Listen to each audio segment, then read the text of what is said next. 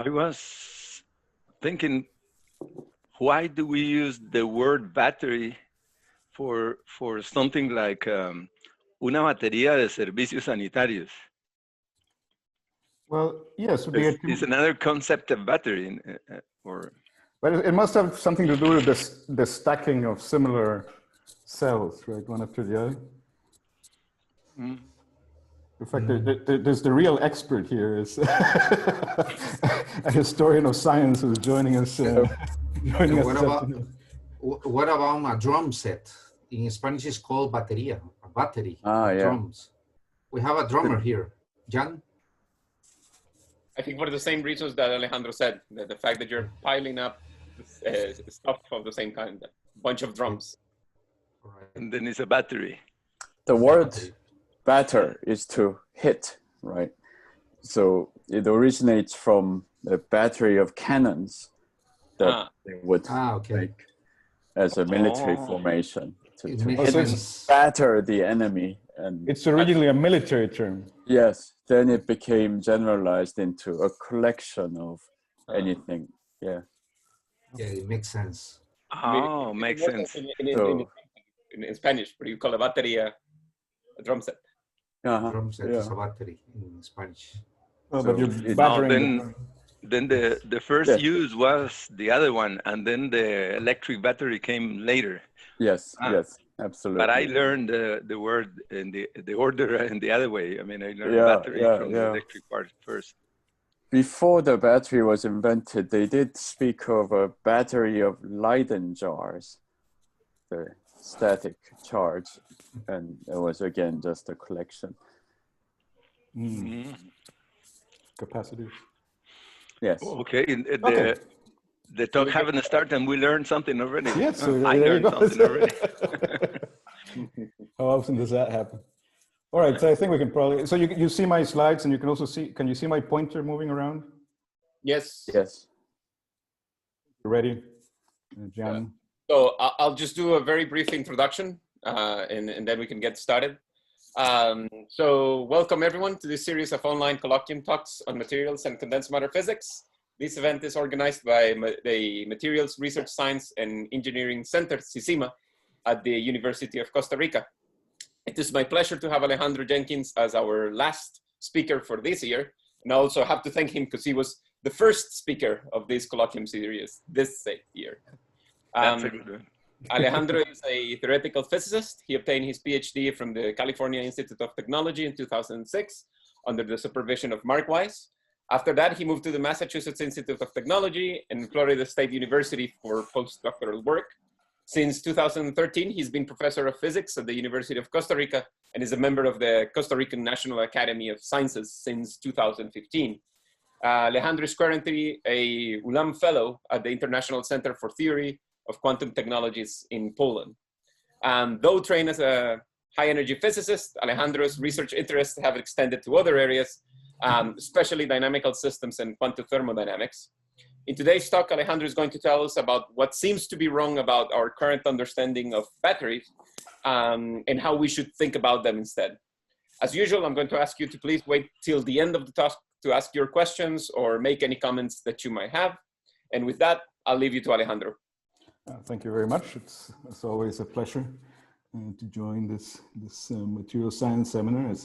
As Jan said, it's a little bit strange for me to end up talking about material science, given that my origins are in high energy physics, energy theory, but there we are.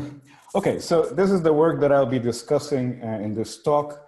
So this is now available as a preprint on the archive. It's work with Robert Delitsky and David Gilbasa-Klimowski, who are theorists, and Elizabeth von Hauff, who is an experimentalist, although this work is largely theoretical.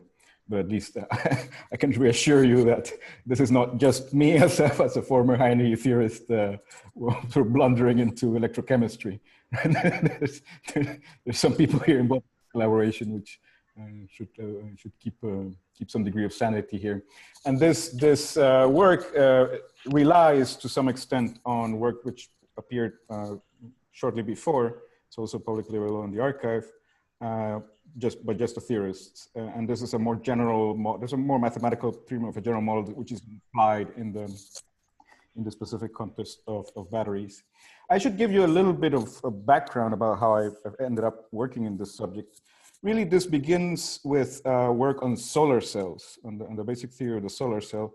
And this begins with work that didn't involve me. This was work by two of my current collaborators and another theoretical physicist, Krzysztof Shigelski, who at the time was a PhD student of Professor Elitsky here in Gdansk, where I'm currently based.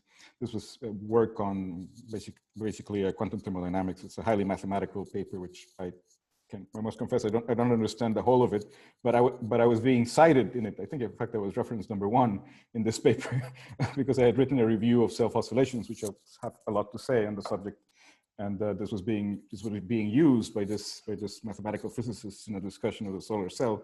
And really, this I didn't know anything about solar cells when I saw this paper come out, but. It seemed like something interesting, given that my work was being cited in this context, so I had to begin learning about the subject. And then this led to another paper published in 2017 in Annals of Physics, which tried to bring down this argument to a sort of more basic thermodynamic level. And Professor Elitsky in particular, who in fact is my main collaborator now, and he is currently in Gdansk, has written on his own on analogous problems in the theory of thermoelectric generators, also called thermocouples, and of fuel cells. And these are 2 papers that he has published on this subject. And okay, and this eventually we found an experimentalist who was interested in our work on this subject. Most of her work is in organic photovoltaic devices. And we tried to write a sort of a very basic, simple presentation of our ideas for a general audience. And we sent this to a sort of high impact journal in energy science. And we got quite an extraordinarily violent negative response from the referees. In fact, one of them, I remember clearly, he said that this paper maybe could be submitted to a paper on humanities, but it was not a physics paper. and so, okay, so trying to digest this extremely negative response, even though this basically the same work had previously been published in at a theoretical level. Personally, I was really motivated by, in fact, I'm honored that Professor Chang from the University of Cambridge's History and Philosophy Department is joining us today, because I've always had an interest in history of science, and I read history of science when I can. And somehow I stumbled upon his work, and which was about the history of electrochemistry and the history of debates about how the battery works. And this really led me to take a step back to the theory of the battery. And the basic problem that we had identified, the basic missing components in the theory of the solar cell turned out to be there also in the theory of the battery, even though the solar cell is a heat engine, and evidently the battery is a chemical engine.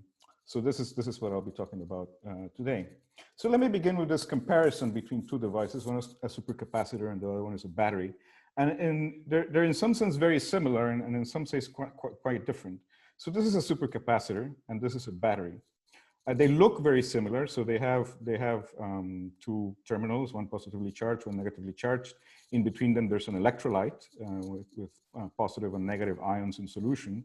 And a double layer, which will be very important to the rest of my discussion, forms in front of either one of the solid electrodes. So negative ions form a layer in front of the positively charged electrode, and positive ions form a layer in front of the negatively charged electrode.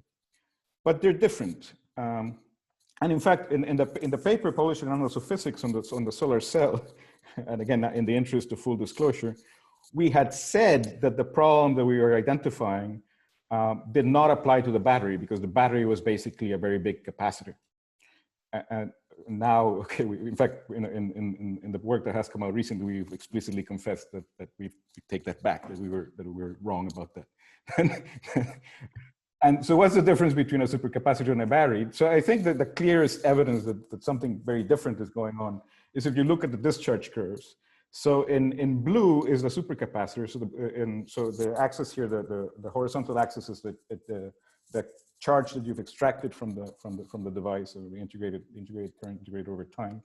And the vertical axis is the voltage, the potential difference between the two terminals. And in the case of, so in blue is the supercapacitor, and that is just the usual electrostatic relation. In fact, I was recently reading that Volta, before he discovered the battery, he was the one who established this proportionality between voltage and charge in regular capacitors.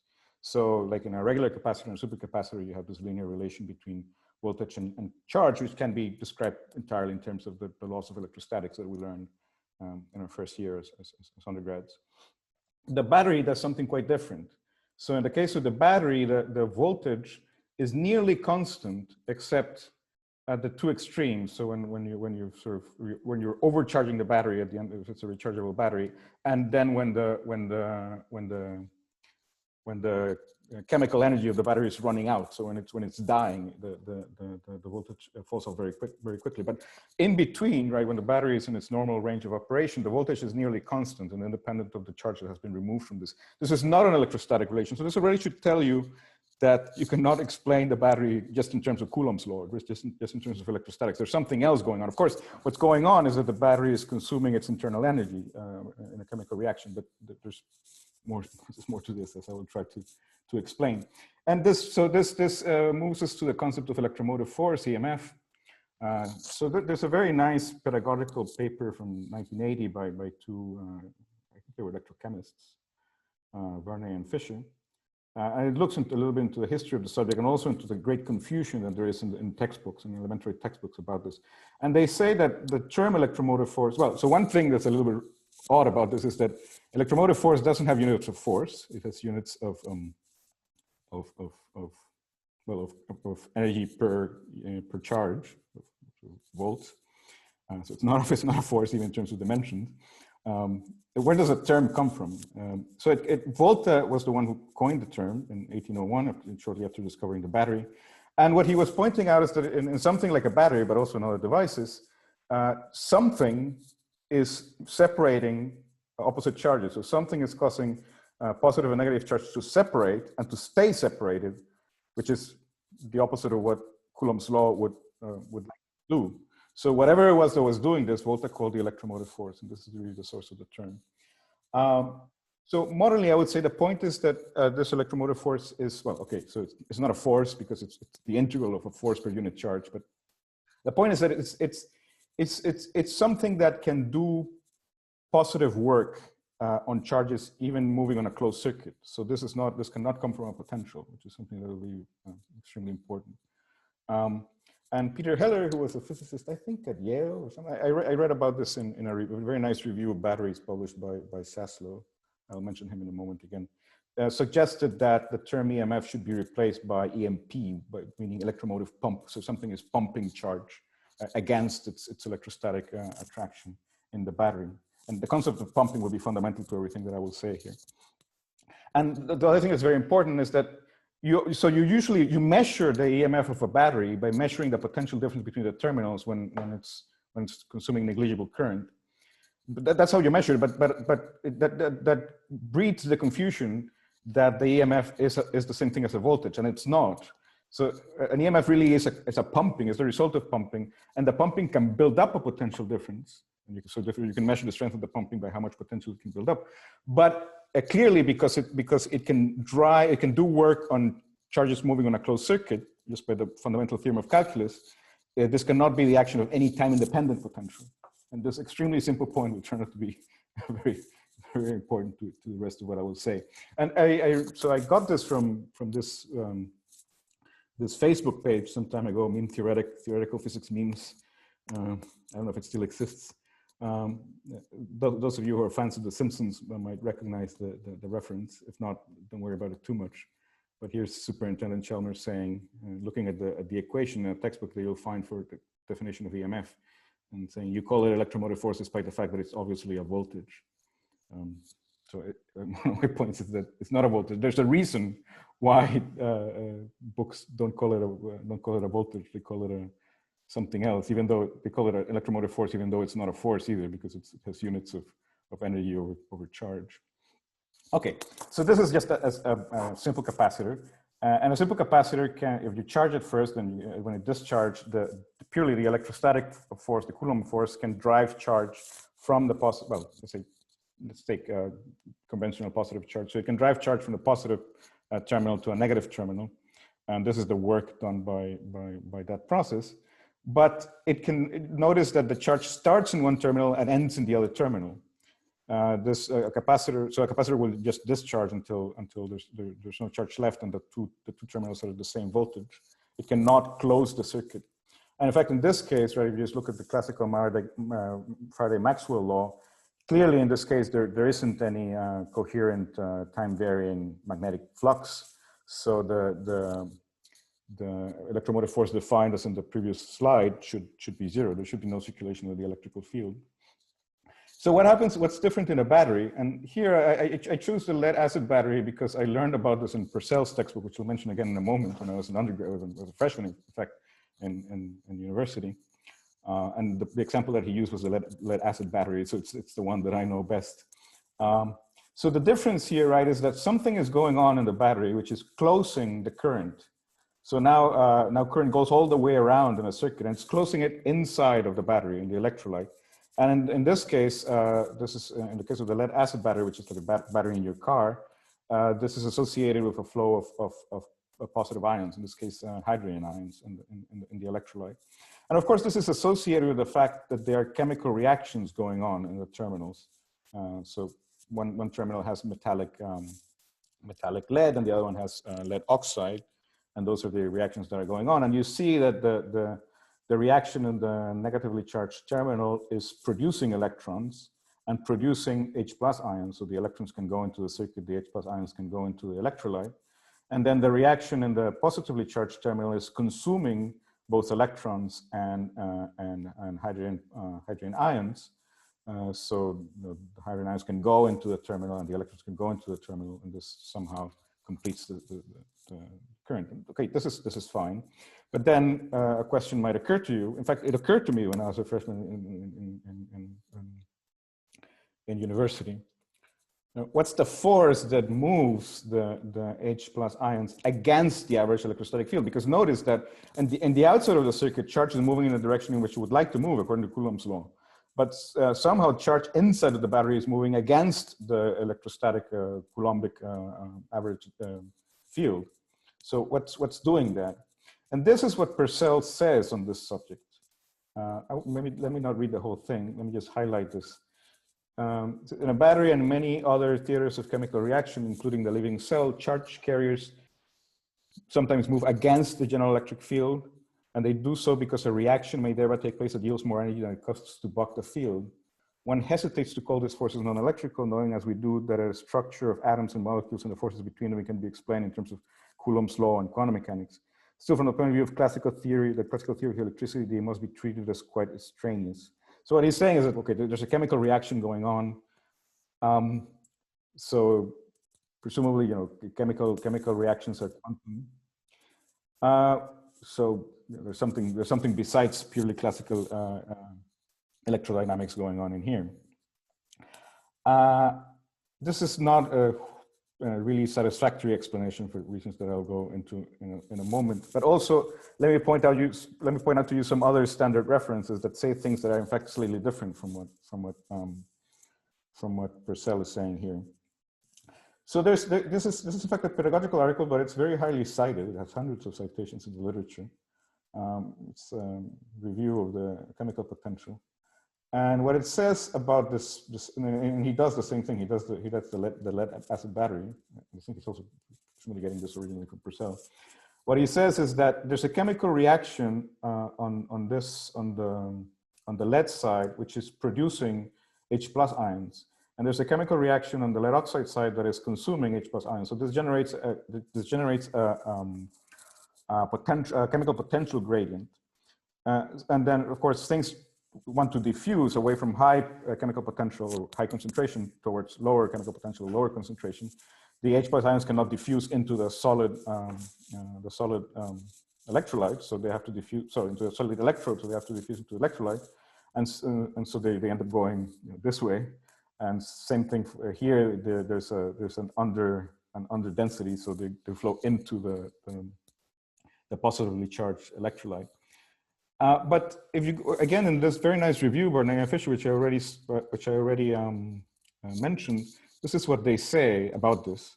They say in diffusion theory, it is reasonably common practice to introduce an equivalent force that would cause the observed flux of material by the mechanical action in the absence of a concentration gradient.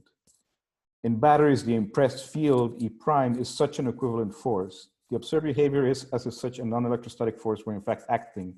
The concept of E prime in batteries is such a heuristic one. What he's saying is that this effect of diffusion under a gradient of chemical potential can be represented as if it were due to an imaginary electrical field E prime, but that this is only a heuristic concept.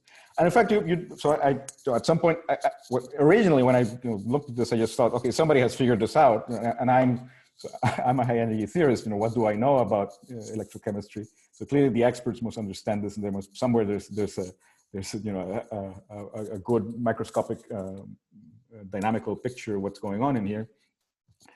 And you look for it, and it's not there. In fact, there's this article from 2004 in PRE where some people try to do a real simulation of this equivalent diffusion force. So what they want to do is they want to have diffusion in the electrolyte, and they want to have fixed concentrations at the boundaries of the electrolyte, corresponding to the chemical reaction maintaining a fixed concentration of the ions. And this basically doesn't work. They get into all kinds of problems. And the reason turns out to be pretty fundamental for those of you who have some background in statistical mechanics, because diffusion is described by Brownian motion. You can call it the Langevin equation or the Fokker-Planck equation. And in Brownian motion, particles have no definite velocity. In fact, the velocity has infinite variation. So at any given moment, a particle in Brownian motion has to be equally likely to be moving in any direction. So the concept of an average flow of particles under diffusion in a given direction, which you need in order to establish this current inside of the battery, is deeply at odds with the math of Brownian motion.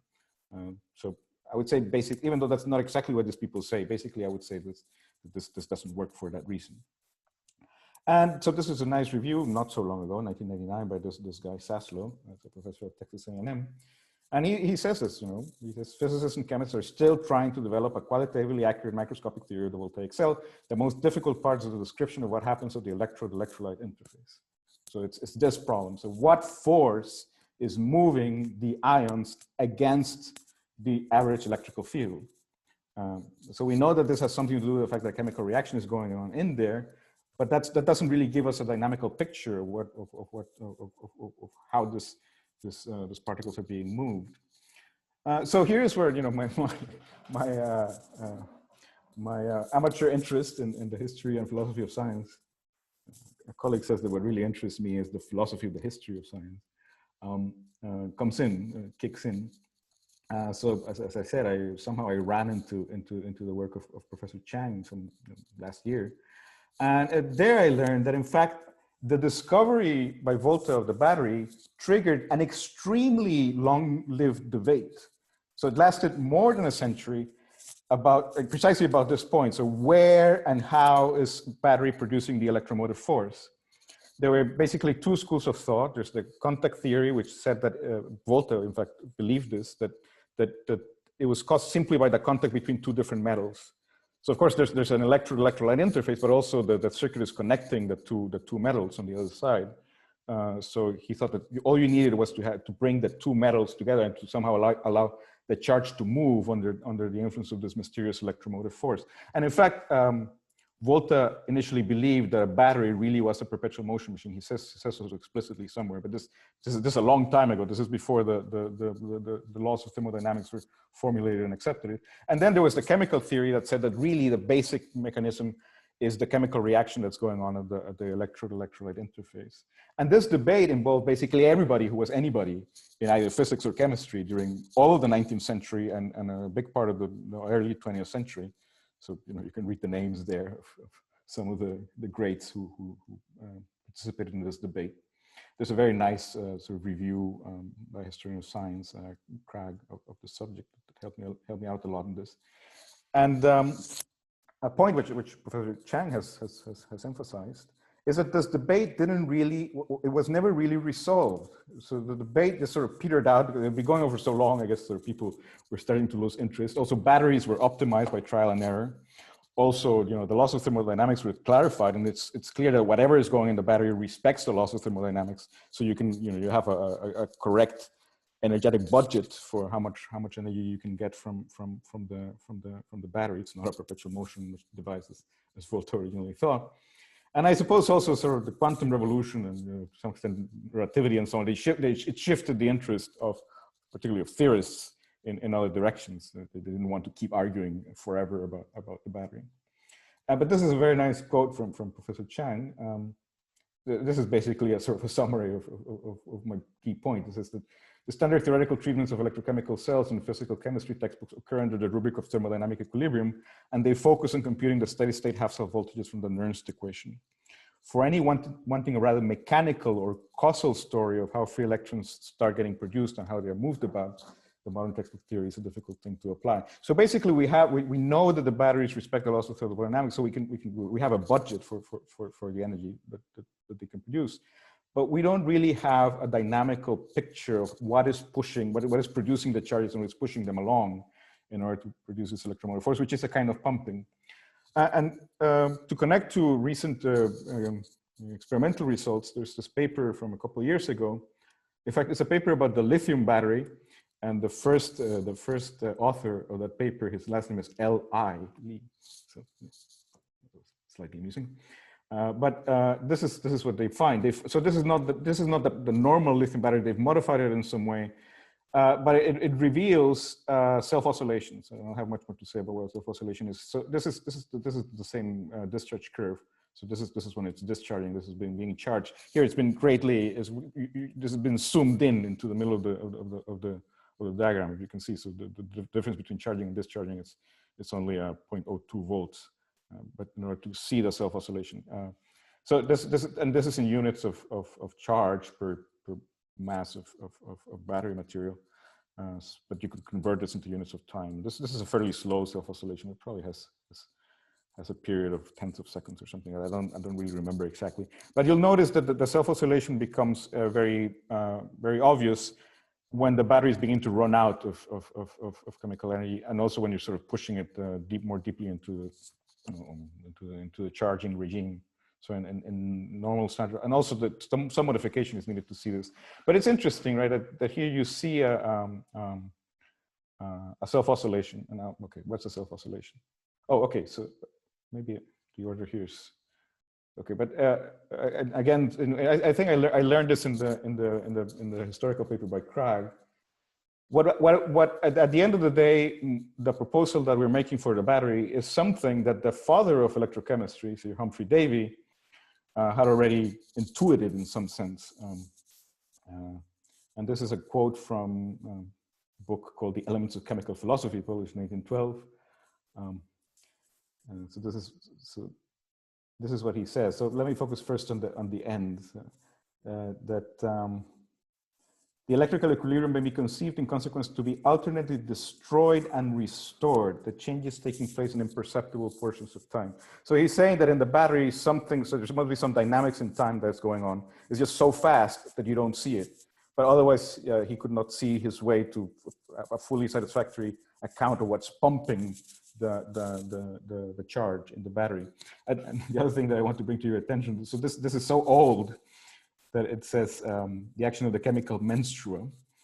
In fact, so I stuck this quote in the paper that we've put out recently.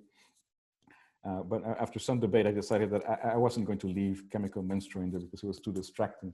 Turns out the historian here in the audience might correct me. But I think chemical menstrua just meant what the modern would be called the solvent. So the solvent in the electrolyte. But this is basically, so this intuition, and I think so the trouble is that Davy really could not formalize this, and this intuition was just then lost for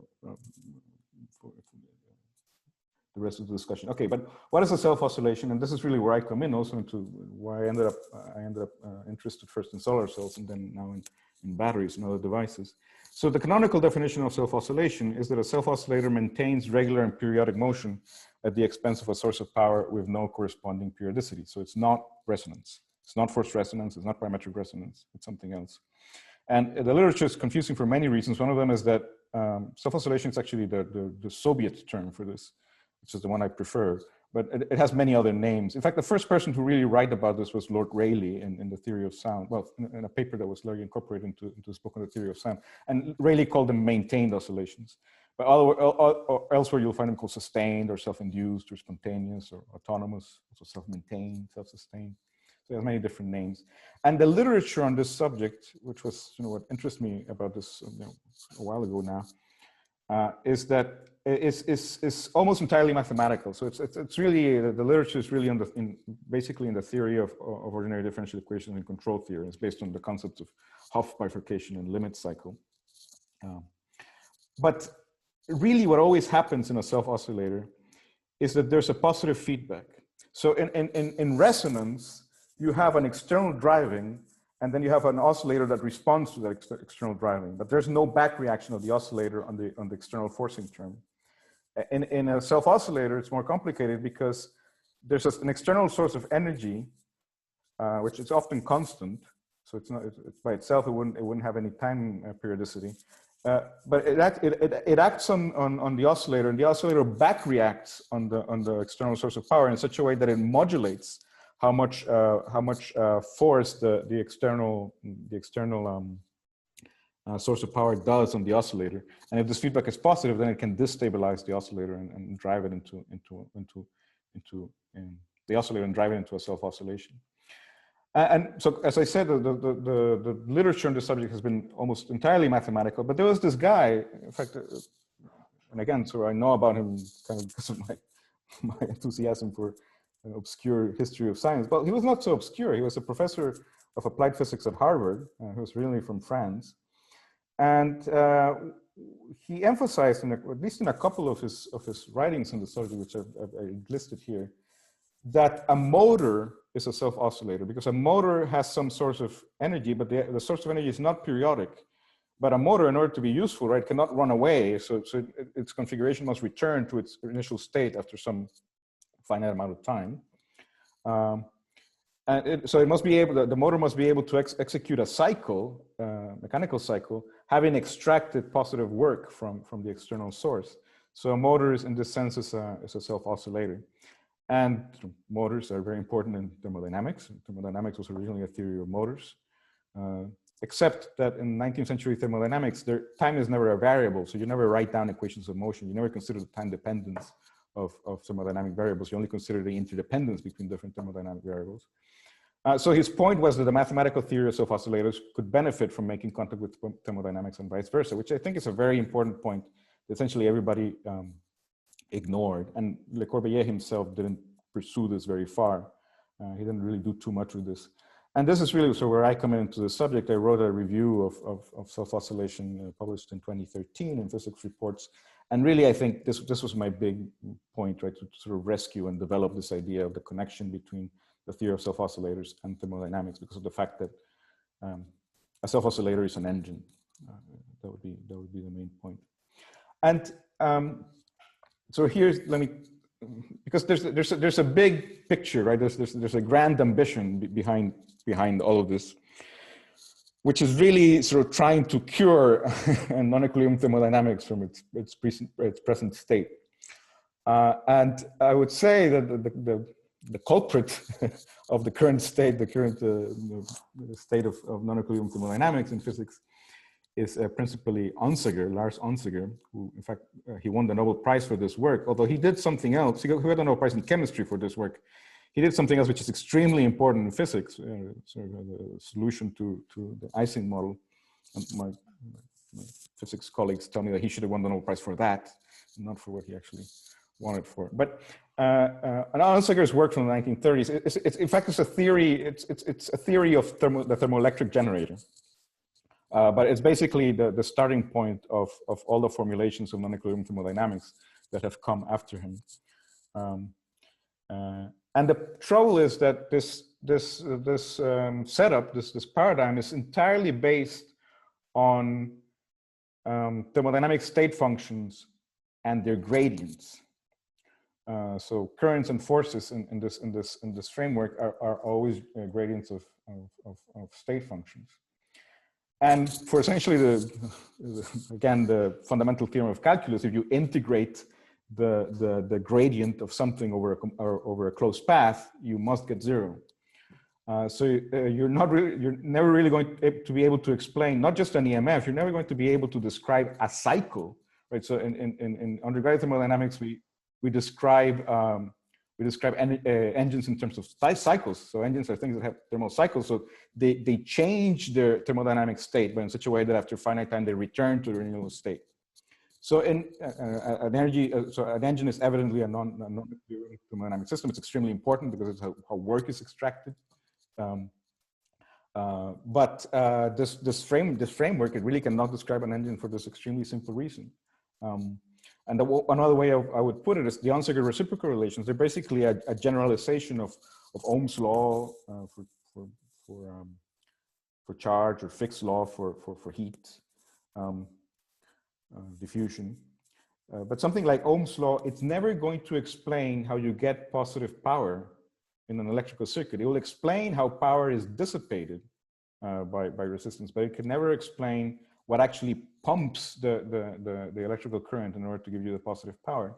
And in this description, usually what happens, and you can see this particularly clearly in the theory of the thermoelectric generator, because it comes directly from Onsager.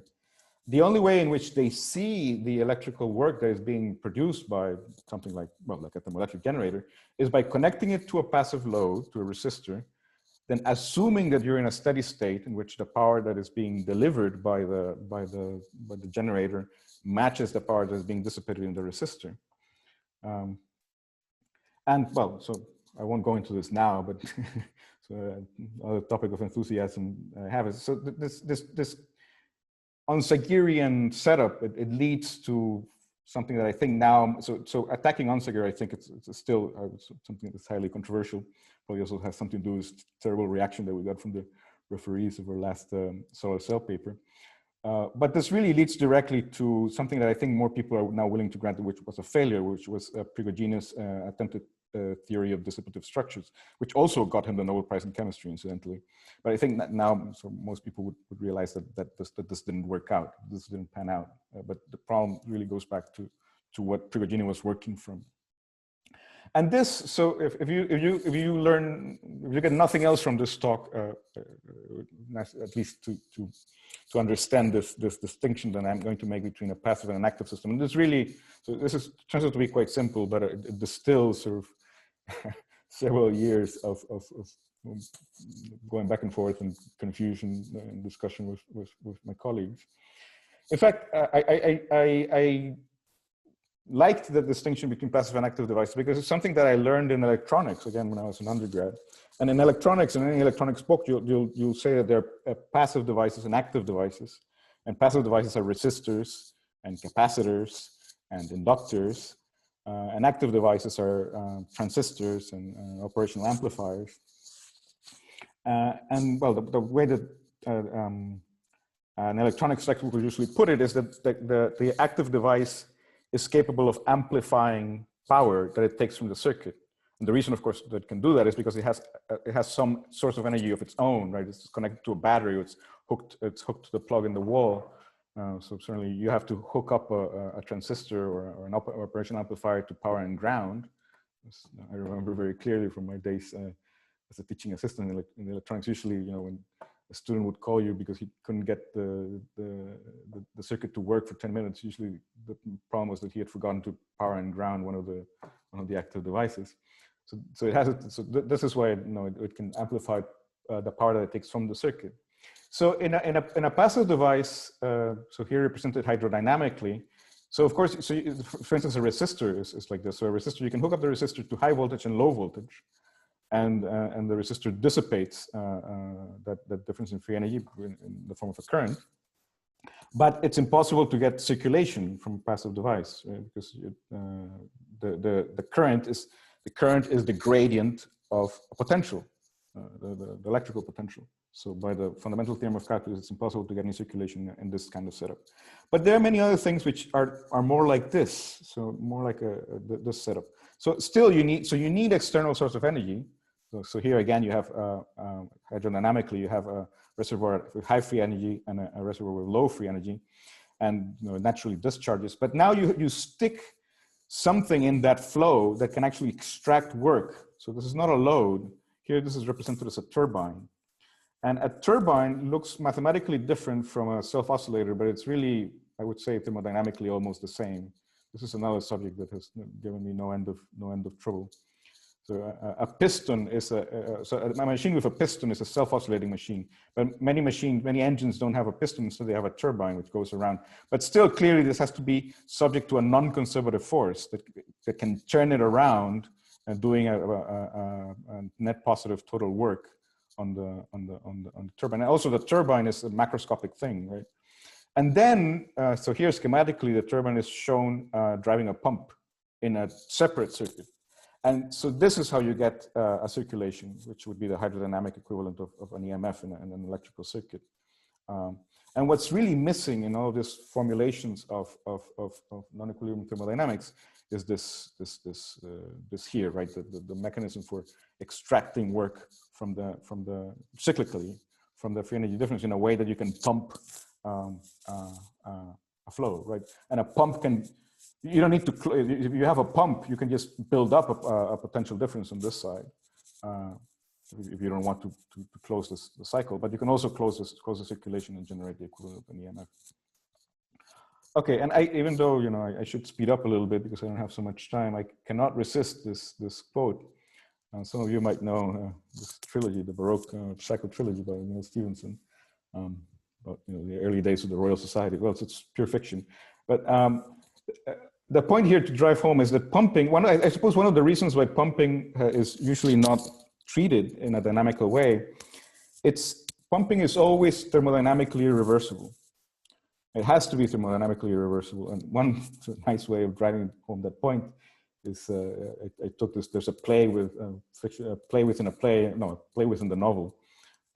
So character in the play, Lady Brimstone, says, "Drown, my lord, you're not thinking about throwing him overboard." And Lord Brimstone says, "Every soul aboard is thinking of it, my lady. But with a Dutchman, it isn't necessary, as they live below sea level to begin with. Just merely a question of getting the sea back to where the good Lord put it in the first place." And Lady Brimstone says, "And how do you propose to effect that, my lord?" And Lord B, so he's a parody of early members of the Royal Society, says, "I have been conducting experiments on a novel engine to make windmills turn backwards and pump water downhill." So this is, of course, absurd. And if pumps generally, they have a preferred direction. Centrifugal pumps, you usually should turn them in one direction in order for it to work. But if you turn them the other way, they will work poorly, but they will still pump in the same direction. Obviously, it doesn't make any sense, right? Because something is, so here the pump is necessary to move the water uphill, but you never pump water downhill, right? It wants to move downhill on its own. You don't need the pump in order to get that. But pumping is always thermodynamically irreversible. And here's a nice microscopic implementation, very simple. In fact, it will be relevant to the battery in a moment due to some experimentalists in 1998 published in PRL. Call it the Electron shuttle. So there's a quantum dot or some metallic grain that's been mounted on a spring, something that has some mechanical elasticity, and you put it between two terminals, one at positive voltage and one at negative voltage, and you can get this to self-oscillate. And why? How does it self-oscillate? So if the dot or the grain moves all the way to the right to the negatively charged terminal, then some number of electrons can tunnel into it. And now there will be an electrostatic repulsion between the negatively charged dot and the negatively charged terminal, so it moves to the left. And when it gets all the way to the left, the electrons can tunnel out of the dot and into the terminal. And now, of course, now it's well, here in this case, it's uncharged. So now it can return uncharged to the other side. And so you get work out of this. Why? Because if it were just purely electrostatic, so if this had a constant charge and you put it between two terminals, so the electrostatic force would be conservative, and whatever work you gained in moving from left to right, you would lose in going from right to left. But here there's an asymmetry because one way it's going charged and the other way it's going discharged. So you get some area inside of this charge versus position diagram. This is the cycle for this as a chemical engine. And again, maybe I like this historical references too much, but it turns out, I found out this very recently, there's a relatively famous macroscopic version of the quantum dot, which I think these people didn't know about when they published this in 1998, called the Oxford Electric Bell. So this is a very old battery. So this is just a battery. So there's a bunch of cells sort of stacked up on both sides. And then there's a metal bell here, which is positively charged, and then another metal bell on the other end, which is negatively charged. And you hang a little metal piece as a pendulum. And then this behaves exactly like the electron shuttle. So if it hits the positively charged bell, it becomes positively charged, and then it's repelled electrostatically. So it hits the other bell, and then it becomes negatively charged. So now it's repelled the other way. So the discharging is turned into motion of the bell. And this device was made in around 1820. It's estimated it's there between 2,000 and 5,000 stacked electrochemical cells inside there. This is, I think, encased in sulfur to keep the moisture in. And this has been running continuously at the Clarendon lab in Oxford since 1840. I think now there's some evidence it's starting to wind down, but it used to give about 3,000 volts. The current is very small because this little thing is very small. So the current is about 1 nanoamp. Somebody calculated that probably around 10 grams of the reactants have been consumed so far by this. So it's been running for 180 years. Let me just show you the video quickly, so you can see there the self-oscillation of the little pendulum driven by this. Okay, but let me now move directly into the battery in the remaining 10 minutes. So what we propose is that there's a self-oscillation in there that's doing the charge pumping. And the key concept here is the concept of the double layer. I alluded to this at the beginning. So here, this is the positively charged electrode. And then, so you get a layer of negatively charged ions in front of it. It's originally called the Helmholtz layer. People have complicated this model a little bit. In the Helmholtz model, originally from the 19th century, this is just a plane of charge. Now, I'm not even entirely sure I understand the difference between the Gui-Chapman and Stern model. But the point is that it's not really a plane, right? It has some thickness, right? Because there's some diffuseness to the layer of ions. So let's stick to Gui-Chapman for now. But so it's well known in electrochemistry, also to our experimentalist colleague who works has worked extensively on spectroscopy and AC spectroscopy in her case of organic photovoltaic cells, that you can describe this. You can describe the behavior of this double layer by an equivalent circuit. So there's the capacitance of the double layer. And there's an internal resistance, which is resistance in parallel, so the resistance inside of the double layer, and then there's an external resistance with the electrolyte. And you can, in fact, you can measure these properties by applying different frequencies of AC. But if you move, so if you move from the simple Helmholtz to the Gui-Chapman or the Stern model, it was pointed out a while ago that the double layer has some squishiness.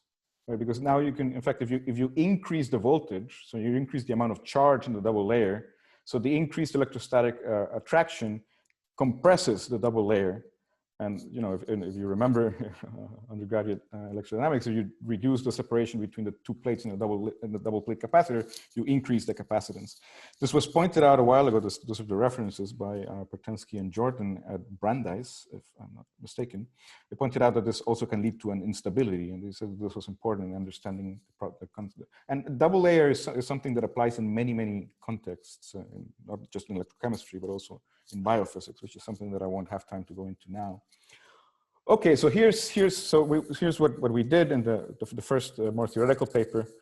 We explicitly put in the fact that the capacitor, the double layer, so treated here as a capacitor, but it's a capacitor in which the separation between the two plates is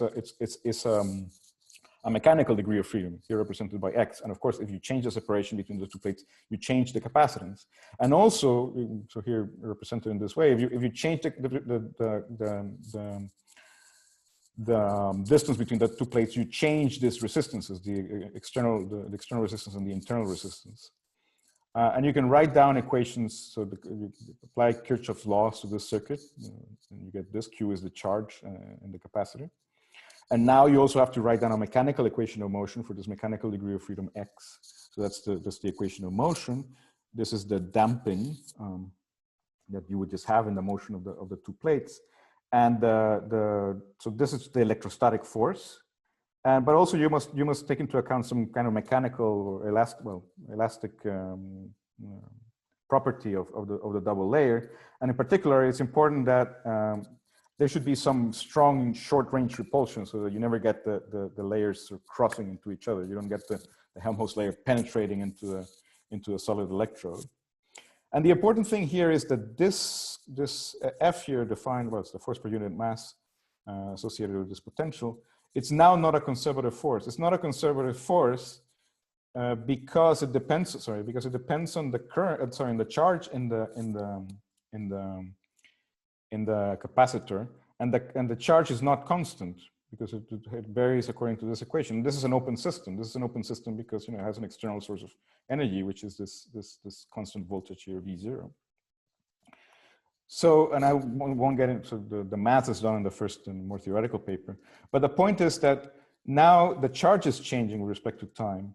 And in particular, what can happen is that the electrostatic attraction between the plates might decrease when the plates are separating, and it might increase when they're coming together. And if you just remember your basic mechanics, the work, so work is the integral with respect to time with the power, and the power is the force times the velocity. So if you have a component of the electrostatic force that varies in phase with the velocity x dot, then you can get positive work, and so this promotes the oscillation of the plates of the capacitor here.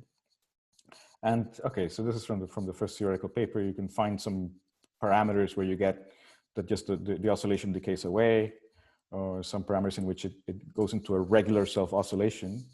This one is a regular self-oscillation, a limit cycle. You can get also chaotic behavior of the system. Of course, you need some nonlinearity for the reason that I said, because, for instance, you need some short-range repulsion so that the plates don't move through each other. Okay, but let me not get into the details of this. Okay, but now the battery. So the battery is a little bit different because you don't have this Kirchhoff's law. You have to replace it by chemistry. You have to do chemistry in this case. So there's a chemical kinetic equation. But again, it's for how the charge is changing. The charge of the double layer is changing. And of course, there's a reaction. There's oxidation reduction. So there's a reaction that gives you charge, and there's a reaction that takes charge away from the double layer. And the point now is that this kinetic coefficients, K plus and K minus, will depend on the state of the double layer. So that's the feedback that can make this self-oscillate, right? These are no longer constant, they're not reaction constants. They depend on the separation and on the charge of the double layer. And you can define this feedback parameter, and you can do the math, and you find that the condition for self-oscillation is that this feedback parameter be greater than half of the damping, right? Of course, the more damping, normal damping that you have, the more feedback that you need in order to destabilize the system and get it to self-oscillate. So you can compute the angular frequency of this oscillation. You'll see in some of the equations is V sub D, which is the voltage drop, the voltage difference between the two layers of the double layer. Okay, and you can do the chemical analysis of this. Again, since I'm running out of time, let me just say. So of course, I'm also stepping into chemistry, which was never my strong subject in school. So the equilibrium constant is the ratio of this K plus and K minus, and you can relate it in the usual way to the Gibbs, the delta G, the change in Gibbs free energy associated with this reaction. And so there's a change in energy, which is changing the energy of the products and the energy of the products minus energy of the reactants. But there's also, in fact, this is the dominant thing, is that there will be an electrostatic change in energy, in moving if you change the charge of the double layer, which is a capacitor, you change the electrostatic energy. And it's reasonable to have that, in fact, this delta G is dominated by that. It's dominated by just the electrostatic difference if you change the amount of charge in that double layer considered as a capacitor. And this is the positive feedback that can, well, and if you do that in that approximation, you get a B that's always positive, which is important, right? If it were not positive, then this wouldn't make sense because you need positive feedback in order to destabilize the system. Okay, but just one more thing, which is really important that I cover. So this is a mechanism by which the double layer can extract mechanical work from the disequilibrium associated with the delta G of the chemical reaction that's going on in there. But you need to change that mechanical energy into the pumping of an electrical current if you're going to explain the behavior of the battery. And this is in fact something that is pretty basic, but I didn't understand until very recently. We're considering electrostatic, sorry, no, okay, irrotational fields. So there's no induction here. So there's no Faraday induction. So the electrical field is irrotational. It can be written as minus the gradient of a potential. And now I want to consider how much energy the electrical field delivers to a current described by a density vector J. Okay, so clearly it's just the integral over the whole volume of E dot J. And then I do a nice integration by parts, as usual. So I want to go to the regime where my volume contains all of the current, so the surface term is 0. And then charge is conserved, so I have a continuity equation and I get that. So that's the power that this irrotational electrical field is delivering to the current. So it's just the voltage times the change in current density integrated over the whole volume with a minus sign in front. And in fact, you might worry that this doesn't take into account this short range repulsion between particles due to quantum mechanics, but could just define an electrochemical potential by adding a chemical potential term to this. And then you just get the power delivered into the circulation into the current of any n species would be this. So this now would be the number density of species n rather than the current density. The result is essentially the same. And this occurred to, I think our experimental collaborator Liz was talking to somebody recently during our debates about solar cells. And then she came back saying, well, he suggested that we think about how a particle accelerator works. So let me just go to the simplest particle accelerator, the oldest one, the cyclotron. So in a cyclotron, there is no EMF in the way that the textbook defines it. There's no circulation of the electrical field. That would be an AC generator, which would be an extremely expensive and inefficient way of accelerating particles. So there's a magnetic field, but it's just a constant magnetic field. And all it does is curve around the path of the charges. What you do is you want to time the electrical field in this gap so that it always points the right way. So it points the right way when a charge bunch is going here, to give it a kick in the right direction. Since it's irrotational, if you kept the electrical field pointing in the same direction, all the energy that it gained here would be lost when it goes the wrong way on the other side. But what you do is you switch you time it correctly so that you switch the electrical field, so then it gains energy both ways. In fact, you could just turn it off so that at least it doesn't lose what it gained in going the right way. And you can describe that purely in terms of this simple equation, right? You want this potential to be going down when the charge density is moving through that particular point in space. Okay, so how do we propose that this works in a battery? So we have this self-oscillating double layer. Let's use it to pump charge. Can we get that? And the cycle is simply this. So you have, okay, so here it's just simplified into a Helmholtz layer, but it's oscillating. And when there's a squeezing phase where the Helmholtz layer is going down, right, towards the negative electrode, X dot is negative, and that can feed energy that shoots out some of the positive ions. It gives them ballistic, right, and diffusive motion into the electrolyte. And then during the expansion phase, this does not undo that. The important thing is that during the expansion phase, you have time so that the oxidation reaction it replenishes the positive ions that had been shot away during the compression phase. So look again at this equation, right? So here in the compression phase, positive charge is going, so the del rho del T is negative here and positive here because the charge layer is moving down. And that's the direction in which the potential, the electrostatic potential, is going down, right? Because the electrostatic potential points this way. So this is positive. Well, with the negative sign in front of here, this comes out positive. And you'd be worried that if you have an oscillation, whatever was gained during the compression phase is lost during the expansion phase. But the very important thing here is that there's screening, so that the electrical field is large inside of the double layer, and it's screened to nearly zero outside of it. So in the bulk of the electrolyte, you have almost zero electrical field because the charge is screened. So ideally, if the screening is perfect during the expansion phase, this comes out to zero.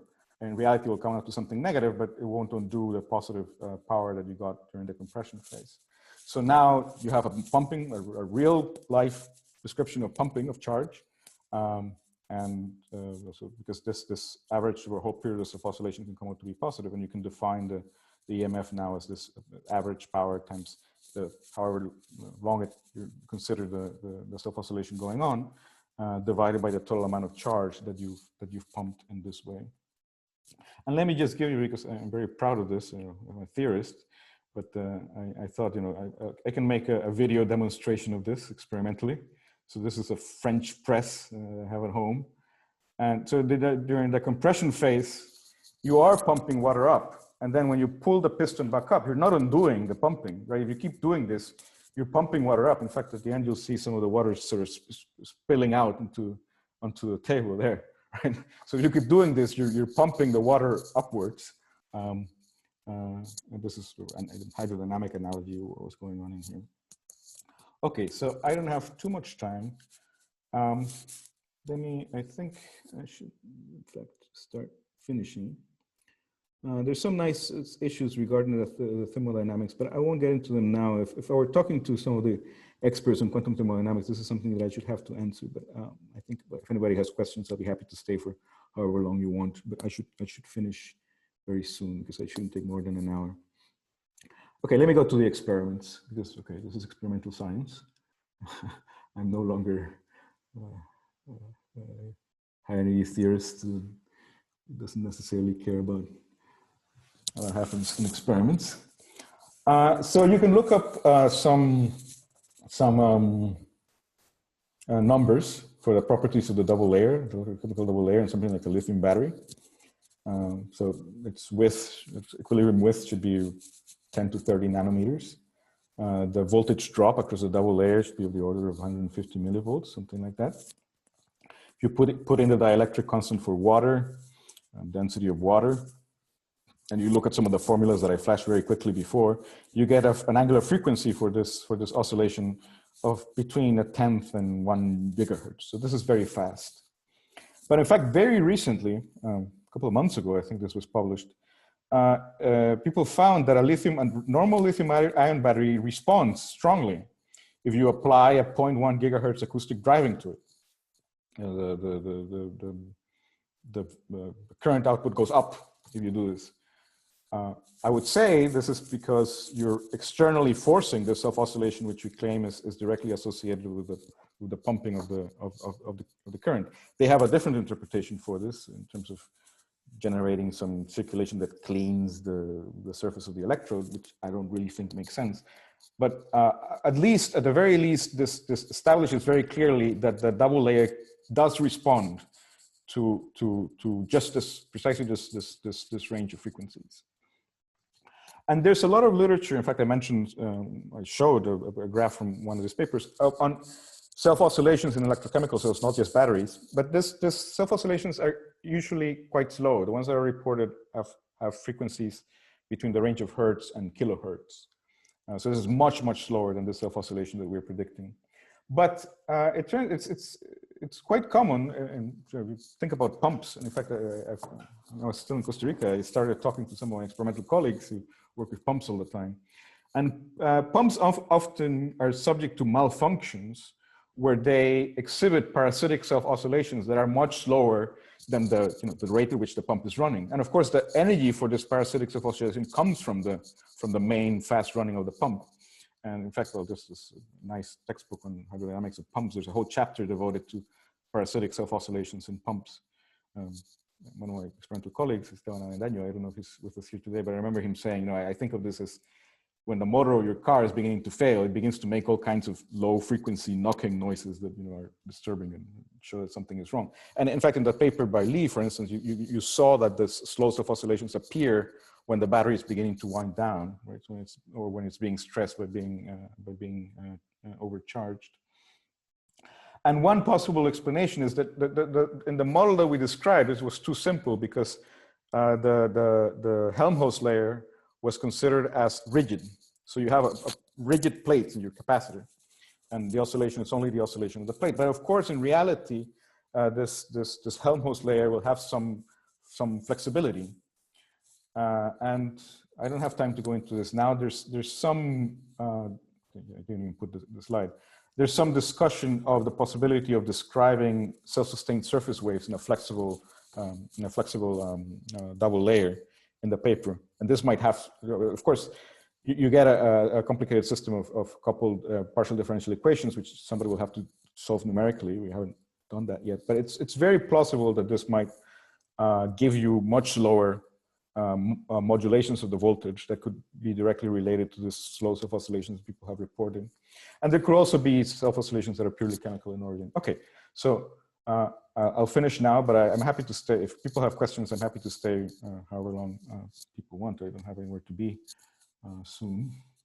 It's 11, it's past 11 p.m. here. But okay, the main takeaway points. The battery's EMF, the EMF, even the EMF by its nature, it cannot be described by any potential. Of course, the energy for this has to come from some potential difference, but the potential can only discharge, right? It cannot pump. So there has to be a pumping mechanics, and the pumping is a thermodynamically irreversible process. And also pumps, they always have coherently moving parts. They have to be coherent because they do work. So thermodynamically, there has to be an ordered motion, zero entropy, as opposed to the disordered motion that you get in diffusion, which is heat. I'd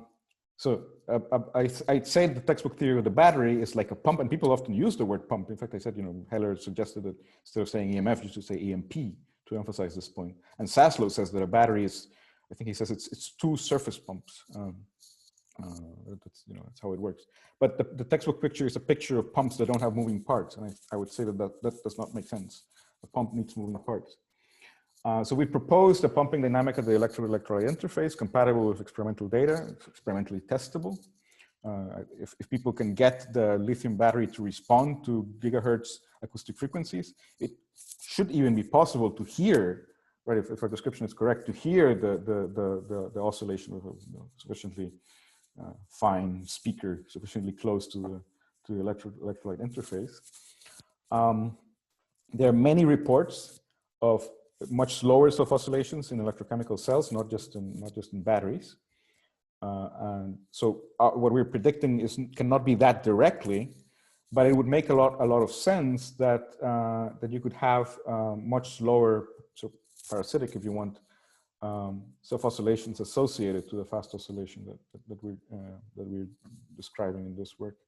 And more generally, I would say that the main point and what really interests me professionally at this point is that there's this huge blind spot in statistical physics surrounding the dynamics of engines.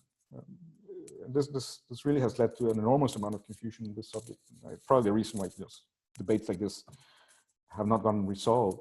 And it's a strange business because the 19th century thermodynamics was originally a theory of engines. It was a timeless theory of engines because you never considered when I taught recently undergraduate thermodynamics because I needed to learn it better. You never talk about, if you describe a Carnot cycle, so you never talk about how long it takes for you to go through the Carnot cycle, right? You don't even think of time as a variable. You never write down the time dependence of anything in phenomenological 19th century thermodynamics. And then when the laws of thermodynamics were explained in terms of statistical physics, which was, one of the great triumphs of 19th century theoretical physics, engines were left out of the picture entirely. So now we have, very, very good descriptions of systems in equilibrium, or of systems that are relaxing towards equilibrium, which is really what Onsager described, or of stochastic fluctuations about equilibrium, this Brownian motion business. But none of those things can describe engines, and engines are very important in real life.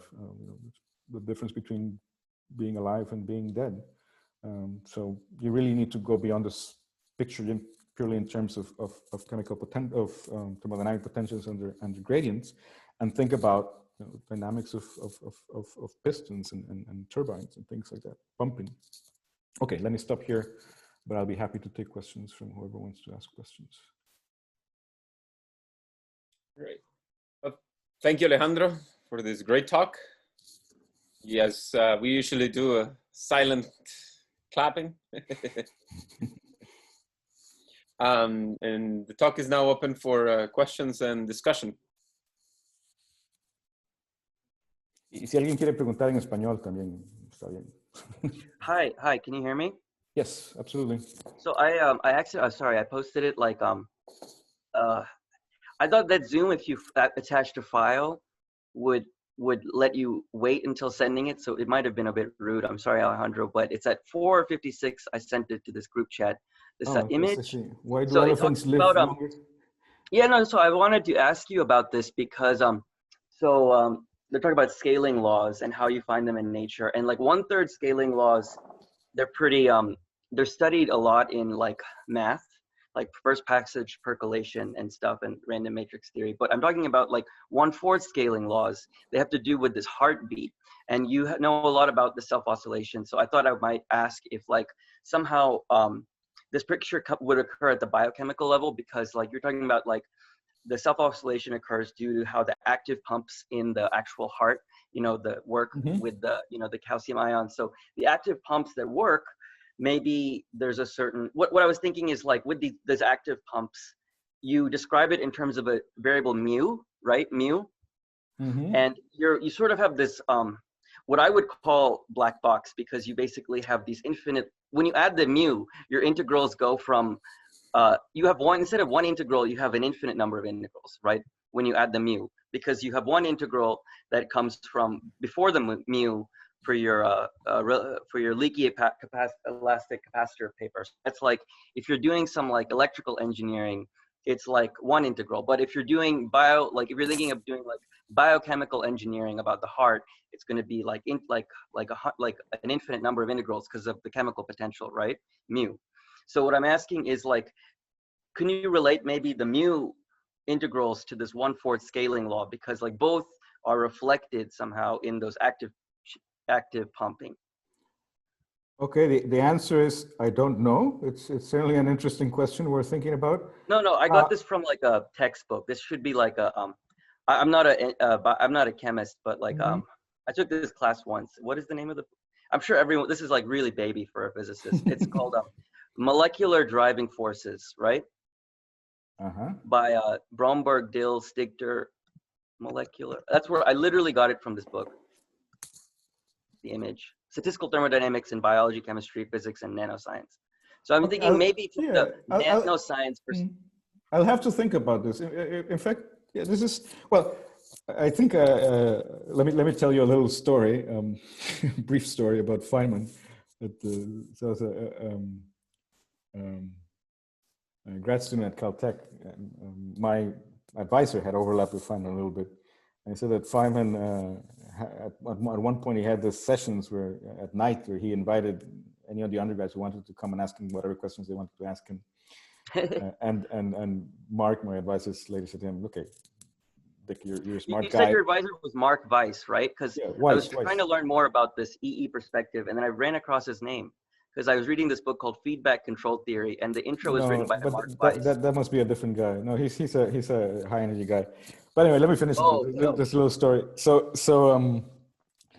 he says, "Well, you're a smart guy, Dick, but I'm sure that you cannot possibly know the answer to any random question that a student asks you." And Feynman said, Yeah, what I do is, if they ask me a question that I don't know, I just answer a different question. So in that spirit, let me say that this is a direction that I think is quite. What I'm trying to say is that if like, I have a little bit of a concept of EE. Like I have this book where they talk about EE, and they talk about something called hyperbolic control theory at the end of it. So it's some book by this guy Konstantin Lurie, and like this book is like doing hyperbolic control theory. So I have come to some understanding of, you know, stochastic control theory, but like I don't really understand what. So for EE people, I think you can do this all as like a hyperbolic control theory thing, where it's like you, but you still get 1/3 scaling laws. So okay, so I don't know what. So how do you get a 1/4 scaling law from a physical system? If that physical system, the only way you can do it involves some, like, if you had to design it, it involves some sort of active pump with your ion channel. Right? Yes. Active pumping is crucial to the story of this. How to design a system. So the answer is I don't know what the answer is, but this is certainly an interesting question. And one thing that I would like to emphasize is that there's a lot of work that has been done on what people call complex systems, but it's all math, and it really has not gotten very far. And if you think about it, right, if the physical description is so poor that it doesn't even have a real dynamics of pumping, then, you know, how are you going to, so the physical description that we have, if it connects to something like this mathematical observation of 1/4 scaling, it would be an accident, I would say. So this direction of sort of trying to reanalyze this kind of mathematical observations of scaling using actual dynamics of pumping, like realistic dynamics of pumping, is quite interesting and quite important. So I'll certainly think about this, but I don't know. Oh yeah, no, I'm not trying to. I didn't mean to give it as like. What I meant is like that's the sort of level of understanding I understand. I don't understand semiconductors and stuff, so. No, but it's a very good question. I interrupt you just a little bit. There's a few more questions from the audience, I believe. Okay, absolutely. So let's continue the discussion afterwards. Absolutely, and we can talk later. Yeah. Often in touch. Sure. Go ahead. I see there's someone in the audience. I think Professor Jaffe may have a question. Yeah, Alejandro, very nice talk. Yeah, thanks. Can you hear me? Thanks for coming. Yes, absolutely. Yeah, it's a delight. So a long time ago, we used to discuss Stirling engines. Yes, I remember this. You know, a Stirling engine seems to be a particularly elegant and simple example of a self-oscillation driven by a thermodynamic potential. And I wondered whether you actually dissected and applied your more mathematical structure to understand the oscillation frequency that's driven by a particular thermal gradient, etc., in a Stirling engine. I haven't done it for the Stirling engine, but in fact, what you say is it's this very nice, clean part. So it's something that should be done. I should say that, because I remember some of the discussions. I think I remember bringing up the putt-putt boat in conversation with you. In fact, I should say, I have your book right here. Maybe a little product placement. It's right by my elbow. Right, it's a brief book. I took this on the plane from Costa Rica to Poland. So you see your bag. Wait, so that's how much I appreciate your work. There's almost no work at all on. Well, okay, so. It's very difficult to find equations of motion, mechanical equations of motion for heat engines. Where my colleagues come in, Robert Elitsky and my theoretical colleagues, Robert Elitsky and David Goldwasser, who you've met, is because people began some years ago worrying about this in the context of quantum engines, quantum heat engines. So a quantum system which you couple to two baths in this equilibrium, and you want to explain how it extracts some amount of work after a cyclical transformation. Even there, I would say that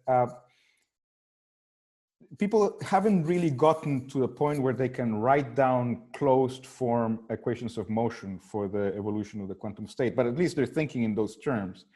In classical mechanics, the only place where I've seen classical equations of motions that give self-oscillations applied directly to a heat engine is in this theory of the pot-pot boat. Some old pedagogical papers, in fact, by two guys, Finney and Curl. I think Finney was a professor of mechanical engineering at Berkeley, and Curl was a professor of chemical engineering at Imperial College or somewhere in London. And that's one of the things that originally got me interested in self-oscillation some years ago, was looking at their equations for the pot-pot boat, which in fact works as a pump, because it pumps water in a way that gives a forward motion to the device. And really, this basically everything is still to be done there. So that's a good suggestion. In fact, I think it's a clean mechanism, and it's a clean system, and also, I'll say one other thing, which is also related to this, which is the problem about the distinction between a self-oscillating piston and a rotor or a turbine. This is something that I also remember from my conversations with you some years ago, right? Because I began talking about how heat engines have pistons. And then I'd gotten this picture of a self-oscillating piston driven by a steam engine from Andronov's old book, The Theory of Self-Oscillation. And then you told me that a reciprocating piston in a heat engine was an obsolete 19th century technology that modernly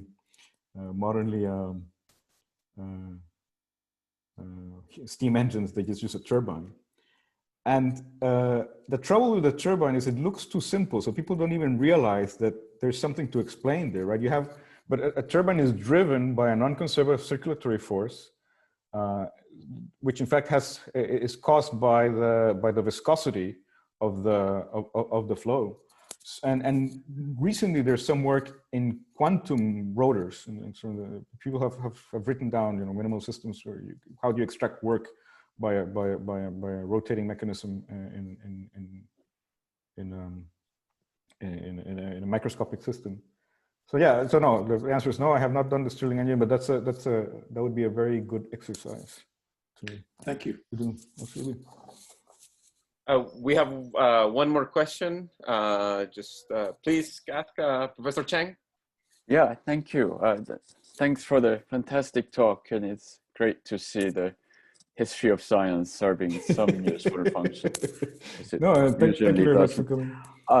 Now, this is a question of ignorance. So, electrochemists are always talking about the double layer, but I mean, they don't usually do the dynamics of it like you do, right? So it's great to see it.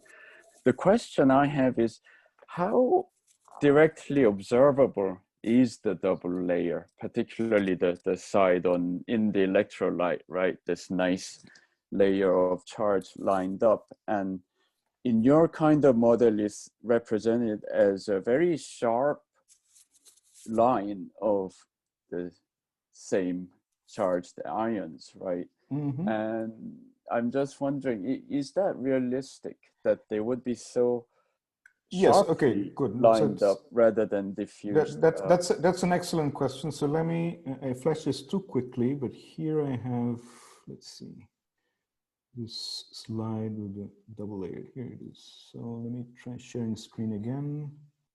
Share screen. There you go. Can you see that? Yeah. Okay, very good. So yes, so I would say, so I think that the double layer is not very directly observable, which is why there's still quite a bit of debate about the subject. Of course, I'm really not an expert on the subject. A year ago, I didn't know what a double layer was. Okay, I've been learning. So the point here is this model with just a perfectly flat ion layer is the Helmholtz model from Helmholtz in the mid 19th century. And this has been more modernly replaced with this Gouy-Chapman diffuse layer. And there's something a little bit more complicated, right? Where you have sort of like a well-defined Stern layer followed by a diffuse layer, which is this Stern layer. And how you determine these properties? I think it's actually, it's an excellent question, right? And somebody like you from the philosophy of science, this is not directly observed, right? So, and there's a lot of debate about this. I would say that one thing that is important is our model really, it needs some diffuseness. So for the self-oscillation to work, there should be some diffuseness because you need to have the squishiness, right? What I call here the squishiness of the capacitor, right? So you need to be able to compress it and expand it, which wouldn't really make so much sense in this Helmholtz layer because, right, they would just at some point the electrostatic attraction would just be balanced by the short range repulsion. And that would be the size of the layer. So this diffuseness is necessary in our model and it's used, but it's what most people. I would say, in fact, that most of what we know about the properties of the double layer are deduced from what they call AC spectroscopy. So basically, you apply different frequencies, external electrical frequencies, and you measure the impedance. So you measure what you get from that, and that's mostly how we know how we deduce the properties of this. But that's an excellent question. Right. So it's not quite like your French press analogy. No, it's not that simple. It was nice. It was nice. But it's what I can do as a pseudo experimentalist. Great, thank you. Absolutely. Jan, I have a small question. Sure, go ahead. Yes, Alejandro, concerning the GOI layer, I think, well, your system is, you consider a system with a solution in contact with a metal, that's right. But it turns out that in the case of semiconductors in contact with solutions, there is something very similar. A situation very similar. But in semiconductors, in physics of semiconductors, instead of, I mean, you prefer to deal with the Fermi level. Have you questioned yourself about if the Fermi level here, these are metals?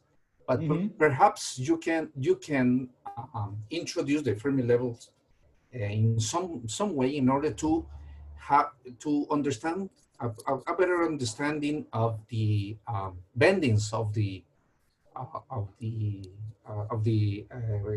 voltages in the GOI layer and the Helmholtz layer. Perhaps, I mean, this is I'm throwing an idea. This is a very good question. In fact. And again, so if people have to go home, they can go home. But I'm happy to stay a little bit longer because this opens another kind of worms that I also would like to mention. Okay, let's go back to this simple picture. So if you look at this, what happens here is that the voltage. So clearly there's a high voltage at the positive terminal and a low voltage at the negative terminal. And you could look at it statically from this point of view. So clearly voltage has to go up because of the electrical field in this double layer. So that's one step up. And then you have a screen field. So most of the electrolyte has no appreciable electrical field. And then there's another step up here. And if you sum up those two steps, that's equal to the voltage difference between those two terminals. And that's also equal to what you normally call the EMF of the battery. So in fact, you can find pedagogical papers written by good physicists that just identify the EMF of the battery with the sum of the potential steps in the two double layers. But the point that we're trying to make here is that you also have that in a supercapacitor. Well, as long as you put in some charge, right, it makes a double layer, but you still don't have an EMF. So there's a difference between the formation of the double layer and the appearance of an EMF. And I would say that to get the EMF, you need both things. You need first the double layer to form, and then for it to self-oscillate in order to pump charge and to get the EMF. But then that leads to the question which I think you're asking, which is how to understand the formation of the double layer. So I've been thinking about that a little bit recently. And it's different because the formation of the double layer is a spontaneous process. So why does the double layer, in a charged supercapacitor, why does a double layer form? Because already the formation of the double layer, it meets this historical definition of Volta. So when the double layer forms, opposite charges are separating and they're staying separated despite the electrostatic attraction between them, which would like them to join. So what's going on there, right? Isn't that already pumping? I would say it's not pumping, because this is a spontaneous process that can just be described. Basically, I think it can be described simply by equilibration of the Fermi level, because there's an electrochemical potential, right? And it has an electrostatic component, but it also has a chemical component associated with this short-range repulsion that is really a quantum phenomenon, which you can describe by a chemical potential. And then the minimization of the equilibration of the chemical potential gives you the equilibration of the Fermi level or of the electrochemical potential gives you the formation of the double layer. And that already looks like it meets this definition of an EMF, the historical definition, because it's separated opposite charges. But it's just that more energy has been gained by hydrating the ions than slightly more than what has been lost by separating opposite charges. And so then it's energetically favorable to form the double layer. And that I think the formation of the double layer, I think it can be described okay with the normal tools of statistical mechanics of thermodynamics, if you want, because it's just an equilibration process. So you end up with a single Fermi level, and like you say, this is probably very similar to what happens in a semiconductor. A semiconductor junction, which is probably also why we believe that something very, very similar is going on in a solar cell. Except, so in a solar cell, you also have basically this double layer, the p-n junction, but that's not the EMF, right? You need a heat-powered self-oscillation of that junction in order to get the pumping of the photogenerated charges that gives you the EMF in a battery. In a solar cell. That's your point. But it's a very good point that there's two questions, right? There's the question of how do you get the double layer? Why does the double layer form? But one thing, and I think nobody is clear about this, that's not the same as explaining the EMF, because certainly in a supercapacitor, you make the double layers, but you don't get an EMF. Whereas in a battery, you get the double layers and the EMF. Yes, certainly that is right. Yes, but in the case of semiconductor electrolyte systems, the contact between these two systems, what happens there is that the GUI layer in the electrolyte bends in order to try to equalize the Fermi level. Mm-hmm. So and that happens because you have to solve consistently the Poisson's equation with the Schrodinger's equation. Mm-hmm. in semiconductors. That's because you have the valence band and the conduction band, mm-hmm. Okay, and the Fermi level in between, and the levels bend with inside the semiconductor and also inside the electrolyte in order to balance the Fermi level. And that's why it appears what is called the space charge layer, which in N-type or P-type, it bends upwards or downwards, and that gives rise to a geometrical capacitance, okay? And when charge is disbalanced with respect to the bulk. So mm-hmm. At least you can start some information about the GUI layer. Yes, if yes. You check some of the books of semiconductors. But I would say that I'm glad with understanding this as an equilibration of the Fermi level. I think that's the correct description of what this is. Yeah. Mm-hmm. Okay. Right. I think we don't have any more questions. So with that, I would like to thank Alejandro again for this very nice talk. And thanks to the 13 of you who are still here, even though it's more than half an hour past the announced end time.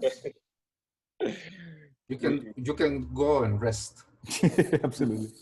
You should remember Alejandro is a creature is a creature of darkness. Well, there's one more story from theoretical physics that Sidney Coleman, who was a very eminent particle theorist, was a long-time professor at Harvard. And the story is that one semester he was assigned to teach a course at 9 in the morning. And the first day he shows up at 9 in the morning, looking a bit worn, and he says that from now on we'll meet at, I don't know, 3 in the afternoon or something, because 9 in the morning is way past my bedtime.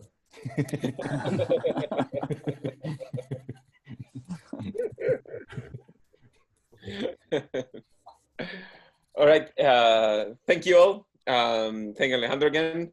And I guess early January we'll be announcing the next series of talks for next year, which hopefully will be, hopefully you'll find interesting.